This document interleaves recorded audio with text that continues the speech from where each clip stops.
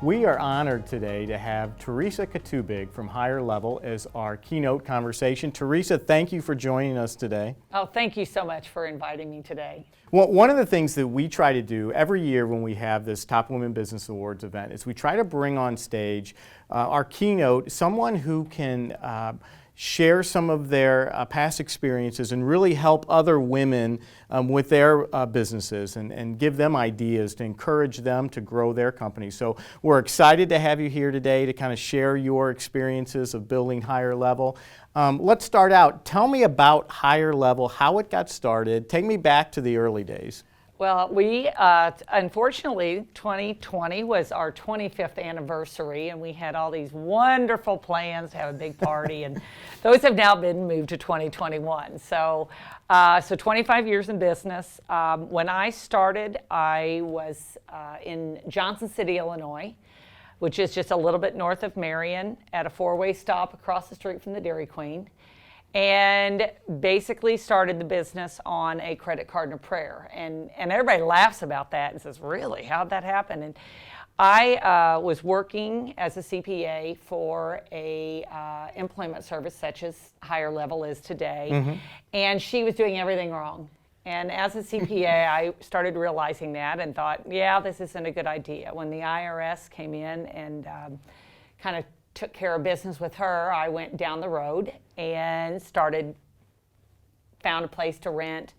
The gentleman was nice enough to not make me put a deposit down. Right. All those things you don't even think about. And we just got started that way. I did not take a paycheck for several months.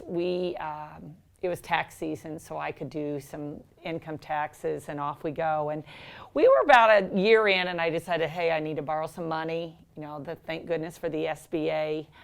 They put a lien on my house. Again, all these things happened, and everyone's like, weren't you terrified? Like, I don't think I knew enough to be terrified. Right. And so we get going, and I used to drive around on Fridays and deliver paychecks and pick up checks and run to the bank before 2 o'clock. And those of you that know the banking system 25 years ago, that all worked. So we did that for a long time. And like I said, I got an SBA loan, got some really great clients.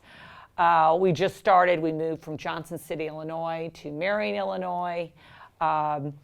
We then just kept, I opened additional offices, had some good offices, had some bad offices, but overall we just kept plugging along. And we moved into the Edwardsville market 14 years ago. Then we moved into the St. Louis market in 2009, which is really scary. And we just kind of have kept growing since then. And so a lot of what I've done is I would purchase payroll companies, and then we would expand our employment services into those markets. So that's how we really got started. I just kept building a team as I went, just really looking. We don't hire for degrees necessarily, probably a little more now than we did before, but we are really looking for attitude. We're looking for grit. I love that. We're not worried about some people, well, I don't have a college education. We don't really care. What we love, and actually our last about 4 or 5 hires, and this kind of goes to the COVID-related stuff, restaurants, managers, just people trying to think, hey, I'm going to make a change now. Right. And they have been some of our greatest employees. We actually had hired 3 the second week of March last year. And they went from being salesmen / recruiters into they just made phone calls. It's been really crazy because they've learned to wear every hat there is to wear in our organization because they just knew they had to make stuff happen. Well, I love that because it's so much easier to teach skills to folks than it is to teach work ethic and moral values, things of that nature. So, and I think that the moral value piece for us is we hear about online where they go, oh, well, people that play online, do you track what your employees are doing? And we were just like, there's no time for that. We are busy. We are fast food. I mean, that's what's kind of fun about it. I started with McDonald's restaurants originally. Did 10 years from 16 to 26. went back to college after that, and I went to Hamburger University, and that's probably where I learned 90% of what we use today. The CPA part is just kind of that, I do the financial statements, that kind of taught me that, but truly, it was that life lesson of fast food and working under those circumstances that really. So when you started out, were you the only employee when you started out? Yeah, I had a couple other girls that were kind of partners I ended up buying out about 3 years in, but yeah, I mean, it's because I was the one that had the money. And tell me where you guys are at today as far as what type of services, how many employees you have, locations. Tell me where you're at today. Oh gosh, so we have about 85 internal employees, not about 85. And we have 15 openings, and we were just discussing how hard it has been for us. I mean, we're recruiting in every market. So in 2020, we opened a location in Murfreesboro, Tennessee.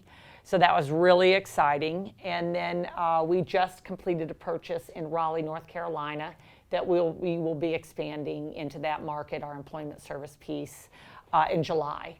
So we have locations in Marion, Illinois, so that's the 25-year one, and Edwardsville, St. Louis, Indianapolis, Evansville, Indiana, Montgomery, Alabama, and then we also have Lexington, Kentucky, Bowling Green, Kentucky. I'm like counting Murfreesboro.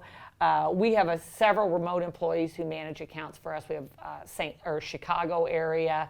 We have, now I can't even think. Mississippi, we have a young lady in Mississippi. So we have learned back to just tons of flexibility, because when people need to move with their spouse, we're keeping them, which has been really exciting too, because they're just picking up their laptops and their phones, and as long as they've got good internet, they just continue, they don't miss a beat, and it's been great. So 25 years, tremendous growth. I always tell people you guys are like one of the best kept secrets in St. Louis, because you've had this tremendous growth. It's hard enough for a business to survive 5 years, much less grow and thrive the way you guys have. When you think back over that time, what do you think the keys to success have been in building this business? So it's funny, you had kind of put that on our list, and I went through this morning and I thought, well, I think the first 5 years, right, I didn't know any better. I was a single mother. I had 2 kids. It was survival. I mean, that's what it was. It was truly just, how am I going to pay the bills? I'd come home in that first year, and there'd be the Chrysler Financial message on the phone, and I just kept that paid up enough to make sure they didn't come get the car. And and as things were growing, my kids, they laugh to this day about, my daughter will say, my biggest purchase was that at Dillard's I got to get a polo shirt off the clearance rack and things like that, because you just don't think about it. You just put your head down and you make it happen. And I think that's what people saw in Southern Illinois at that point. And the other funny thing is success in Southern Illinois is a whole different success than it is in these large markets. And I think that's what we've really come to realize, is that you grow what we call our core business, which is the mom and pops, the onesies, the up to 10, 15 employees working at a location. And then we have locations that have 1,000 employees. So you have to manage those completely different. And that's, I think, the early days taught me how to protect that core, because that's how I lived. That's how we survived, was by having that core business and taking care of those small customers. Because to me, that one-man clerical person working pays somebody's cell phone for the month. Right. I mean, and I will dumb it down to my team to that level, because after 2008, and I know, Ron, we all survived. Tough year, 2008 into 2009. We lost 400 employees in 1 month. I had to go from, luckily we did not lay anyone off. And actually the nice thing that we take great pride in at higher levels, we've never laid anyone off. We've never had to downsize. We really have taken, if there's pain, it's shared by all. And we even thought earlier this year that we would have to do some of that. I mean, in March, we had no idea what was happening. And back to the whole, we're going to analyze this. We went back to our clients. We're in that light industrial space, warehouse space, and e-commerce blew up. And that is a big piece of what we do. So we continue to just grow that business. We take great pride in being strategic partners to our clients. So we're going to work with them to figure out how are they going to be successful, and how do we support them in doing that. So I think really just everything we've done in a big roundabout way of what is our success, what spells our success, it's the easy stuff. It's hard work. It is going to work every day, keeping your eye on that prize and not ever giving up. And we had a real challenge earlier this year in the middle of the year, not just COVID, a challenge within, and we just did all hands on deck. And I think the thing that if you're going to take anything away as an entrepreneur is you teach your team when the going gets tough, you all just chip in and make sure it happens. And that is so cliche, but that's how we got through it. Right, right. That is truly how we got through it. You know, one of the biggest challenges for a business owner who's trying to grow their business from a few employees to now you have 85 is that as you grow, it seems like the types of employees that you need changes. Like when you're really small, you need people who wear all these different hats. But then those are your best employees when you have 5 employees. But when you're at 80, you can't have everybody who wears all the hats. How have you managed that challenge over the years as you've grown? It is, what I love, and the nice thing that happened for me as an individual is the first 10 years I spent in Southern Illinois, and I don't want to act like that's Podunk, USA, but you really don't understand, you don't get the exposure to all the great events, like a Small Business Monthly event that you get to meet all these other great women, entrepreneurs, or even just any of the events you guys host, and really start looking around and going, I can strive to do that. I'm going to go meet with them and see what they have available to really help us see the bigger picture and to grow. And I think the thing that I've seen is really being able, and that even goes back to the diversity piece of everything we're doing. We look at these markets, and we had made some mistakes early in the Edwardsville market. We go in and Southern Illinois, especially in the 90s and into the early 2000s, very white, not very diverse. We move into an Edwardsville market, and we continue to hire based on a Southern Illinois market, where we start figuring out that 80% of the people we're hiring are diverse. And we're having turnover in this office, and we just like, why do we have all this turnover? And we started figuring out because we're hiring individuals that cannot connect with the teams that they're interviewing, with the people they're placing, and we would turn that over. So once we started figuring out we have to hire we have to have some match in here to the diversity piece. Mm-hmm. Plus it helps us grow. And then back to the whole networking and meeting others and just really taking away the importance of learning. I mean, we have started our own leadership programs. We bring in, the last 2 years we have had also our own diversity person come in and really teach not only, just basically how do we have open communication on all levels? How do we de-escalate? How do we figure out that not everyone on a Friday, if they don't get their paycheck, is going to be calm about it? Right. And how do you deal with those sort of things? And that is the stuff that over the years that has been so much fun, frankly, as an individual. And I think that's what I love and why is Higher Level growing, because we all love what we do.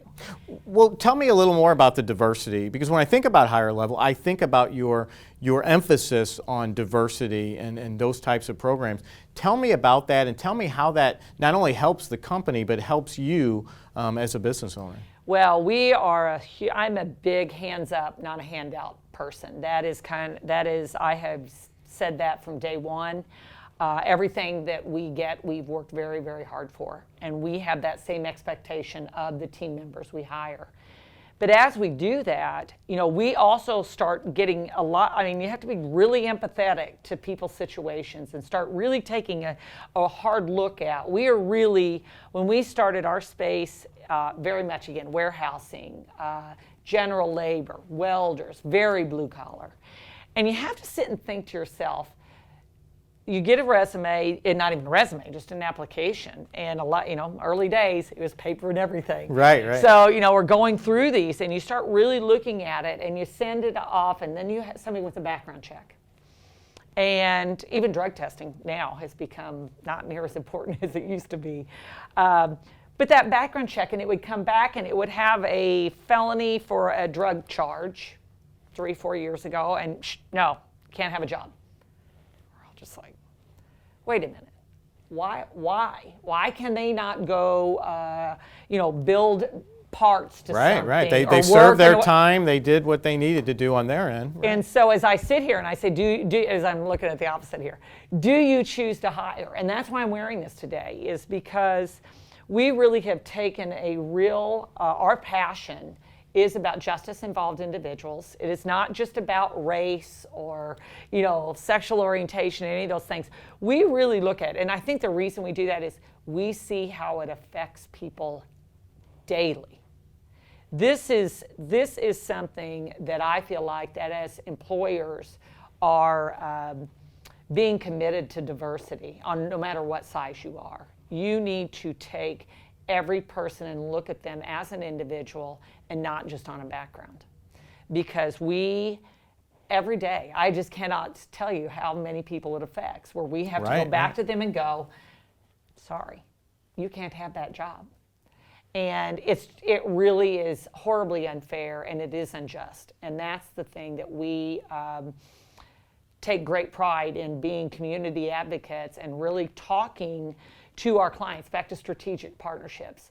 Our strategic partnerships with our clients is to go back and talk about the Second Chance program.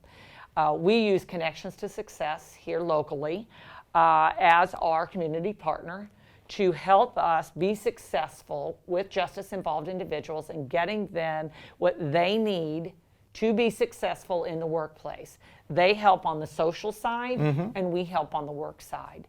And the other thing that I think that we do so well, and what differentiates us from our competitors, is the fact that we use words. We tell people, you have to go to work every single day. I know that probably surprises some of the people that are listening or will be seeing this, but it really is about work ethic, going to work, being committed to what you're doing. And that's how you're going to get ahead. I mean, and what are all employers are looking for? People that go to work every day, because it's a challenge. And I think back to justice-involved individuals, the statistics, and I don't have them right here in front of me, just show every day that people that have had to serve time or even just have a felony. I mean, this isn't about just serving time. And I'll tell a quick story about us internally. We have to look at the whole person, and they are even more committed to going to work every day because they have such challenges getting a job. Right. So once you get a job, they're staying. They're here to grow and to be committed and loyal to that employer. So we started with this program about 3 years ago. I did that because I went to a United Way event and heard Samantha with Clark Fox Foundation speak. And they hand out these beautiful brochures, and they're talking about, and everything they're doing is just this fabulous work. But all the sponsors are nonprofits or education. And I just sat there looking at that list, and I thought to myself, there's not an employer on here. If people do not have jobs, no matter who they are, they cannot be successful. These connections to success cannot be successful. Right. And so we met with Clark Fox immediately. That's how I got to know Kathy Lambert. And we really, myself and several members of our team, we talk at Rotary clubs. We present to all of our clients.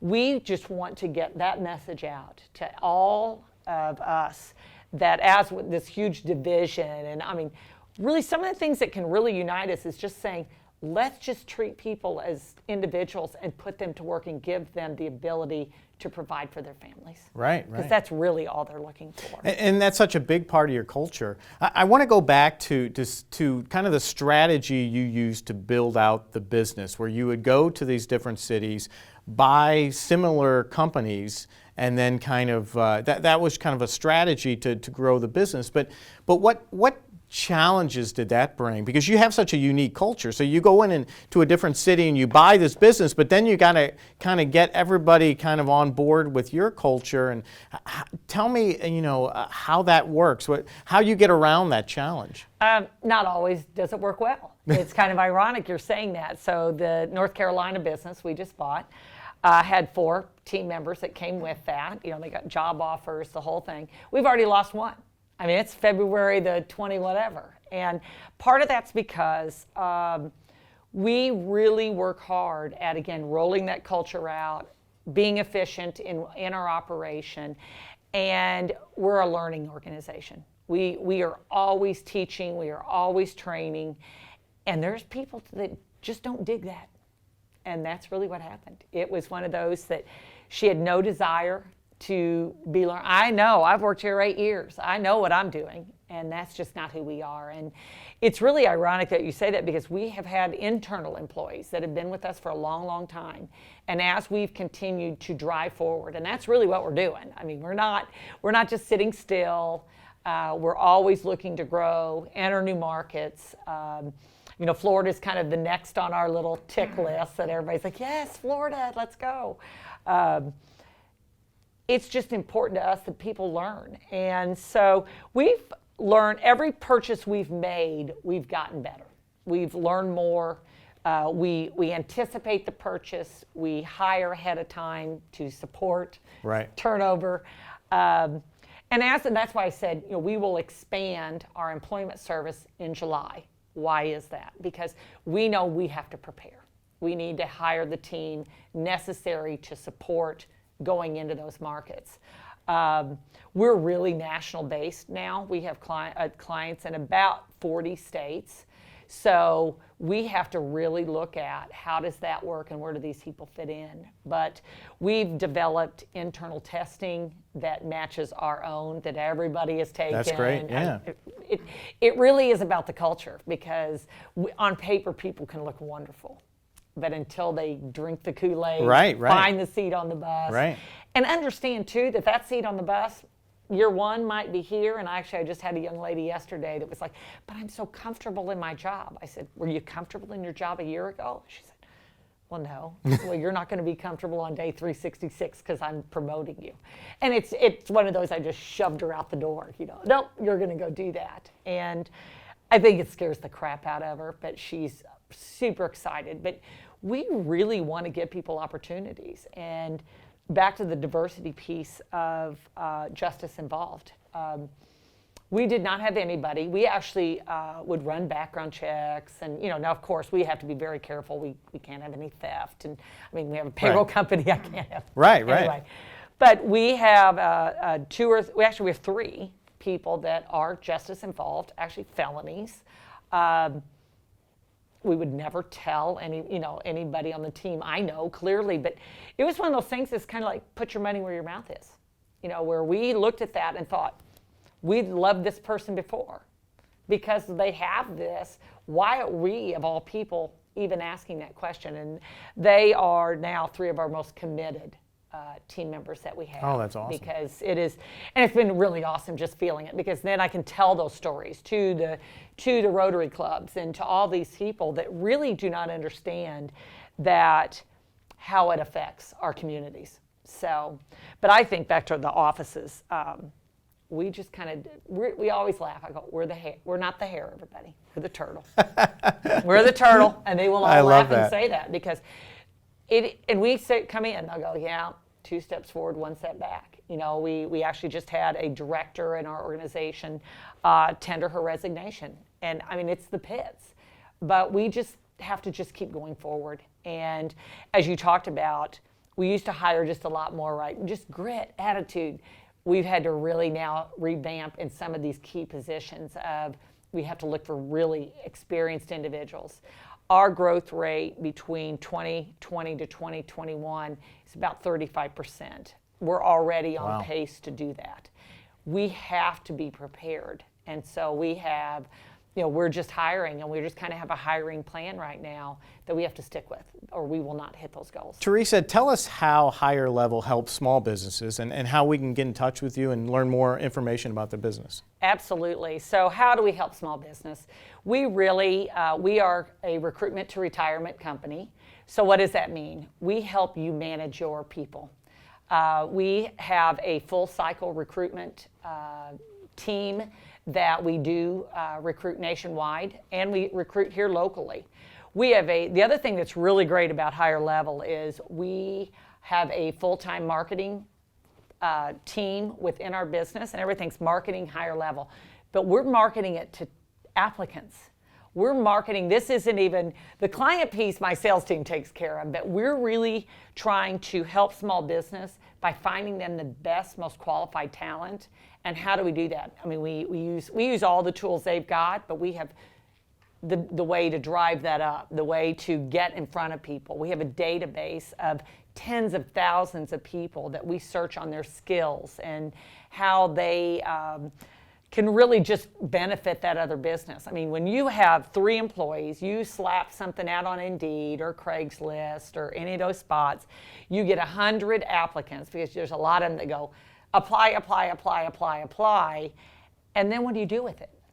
We've already screened these people. We've already gone through their resumes. We've verified their skills. We've done all of that.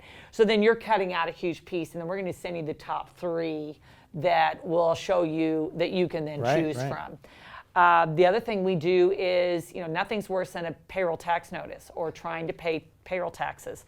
I'm a CPA by trade. I do very limited work within that realm right now, but I think I do understand the pain for a small business person of filing taxes, filing 941s, understanding how to stay, we have a human resource consulting piece.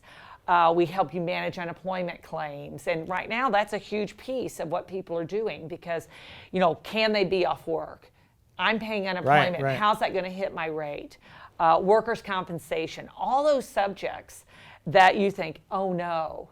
The other thing that we have, which is just helps with culture and engagement, is an onboarding piece and a full service human care, really HRIS system that will do as little or as much as you want. But even if you're just a 5 or 10 man group and you want onboarding and the ability for you to onboard a remote employee or things like that, all of that is available at a really reasonable cost. Plus, then you get the team behind you to support you. We set it up. We don't just go, here, figure that out. We do all of those things. And we also make sure our teams, I don't think I touched on this, are trained. They have certifications. They understand. They are always at the top of their game. And you're not just trying to Google it to figure out if you're legal or not. You actually have a team that knows. And surprisingly, so many small businesses are doing these HR functions themselves, yes. And it's really taking time away from really working on growing their business. Absolutely. We try to be there to support them. We host webinars. We make sure that we're trying to be the best, again, strategic partner, no matter what size you are. A 2 or 4 or 5 man group, it's still important. It's still supporting their families. Right. We take great pride in being, to really supporting that size business. I was that business. We have done business in that space for 25 years. And we want to be, again, a good, not just strategic partner, but community partner. So my final question is really, what advice do you have for women who are on that journey building their business? And before you answer that, I think it's great that you talked about some of the struggles you had early on, because I think a lot of business owners, whether they're male, female, they read the press sometimes. They see these stories of these companies, the entrepreneur has this great idea, and then 2 years later they're a $10 million company, and they think that that's the norm. And then, that's really 99.9% of the businesses aren't like that. There are speed bumps on, no matter where you're at in your journey, there are all these speed bumps. And so I appreciate you talking about some of the struggles you had early on, because I think people can really relate to that who are watching this event. But what advice do you have for women who are on their journey right now, trying to build a better company? I think the first thing is don't give your company away. That's I can't stress that enough. I don't say kick because I just don't understand. I get an offer. I would say I get a venture capital offer daily. That's not our path. I think you determine your path, and don't give your company away. I ate ramen. I had Chrysler Financial calling my answering machine. I have absolutely had IRS tax notices for my own. This is early, but even today, right? Build a great relationship with a banker you can know and trust. Don't just go to the biggest, baddest bank out there. We are with a very small bank, mid-market bank, that I text with the bank president. They gave us a substantial line of credit that I would have never dreamt in a million years I would ever have. You have to build those things, and that too, we're the turtle. We go slow and steady wins the race, and I firmly believe that. I think back to your point of not all of us are going to ever be an Amazon or even a Varsity Tutors. I was just reading about their success. Right. How wonderful. But that is just not the norm. So really just keep your eye on the prize. Get up every day. There is going to be disappointments. You're going to gain clients. You're going to lose clients. How do you win them back? And if you do lose a client, make sure you go out with style, right? Go out with your head high. Stay on the high road. Stay classy. Yeah. Always. And I can't tell you how many clients that we've had that have come back because they said that. We miss higher level. We miss the attitude. So, I think some of it is too, just don't give up. You just got to keep going forward. And, I wish I could say I had some secret sauce or everything, but it's back to the cliches of the day. It really is just working hard. Yeah. Well, what about the future? What can we expect from Higher Level? Well, like I said, Florida. That's kind of my exit strategy anyway. So I just want to have a spot that I can go regularly. I think I have to giggle. My team I'll always go. We're not opening any other offices this year, and then they just look at me and they don't believe a word I'm saying. Because they know if somebody calls me in 5 minutes later and presents an opportunity to me, and I feel like it's worth our time, it's going to happen. And so they're very used to that. Hopefully our biggest sales year ever. We're really, really excited. We've gotten much better at actually setting goals and staying focused on those goals. We have one of our sayings is no shiny ball. And that's why, because for many years we would, we'd pivot, right. And I think we have kind of three things. Own your impact, which just goes back to grit, no shiny ball, and the other is nurturing a sales culture. And we work so hard at staying on track with those three kind of mottos. And that's probably been the smartest thing I would say that we did probably 8-10 years ago. And as we've gone, we've gotten better and better at sticking to those messages. Staying focused and disciplined on those. Absolutely. And then taking that back to the culture, taking that to our new team members, taking that to these other offices and really putting them in play. And knowing that everyone's replaceable. That would be another thing that I would say to every woman, man, and business out there. Everyone is replaceable. It may seem terrible when it happens, but you just have to know. Just dig deep, get through it, and tomorrow's a new day. We really have. Even my team and the management team now, it's like, oh well, that's kind of the pits, but who's next? Because we look at turnover. It's never always a bad thing. I laugh. We have turnover 10%. Right. It's nothing crazy, and usually the person that does get turned over, no one's shocked. Right. No one's shocked. So for those of us who want to learn more about Higher Level, how can we get in contact with you guys? Well, I would just say go out to higherlevel.com. That's a great spot. We have a contact us form right there that is monitored all the time. And feel free to email me at just tkatubig@higherlevel.com. Fantastic. Teresa Katubig, thank you very much for sharing your experience with us today. For additional information about Small Business Monthly St. Louis and its extensive events, expansive small business resources, and enriching articles, find it all at sbmon.com.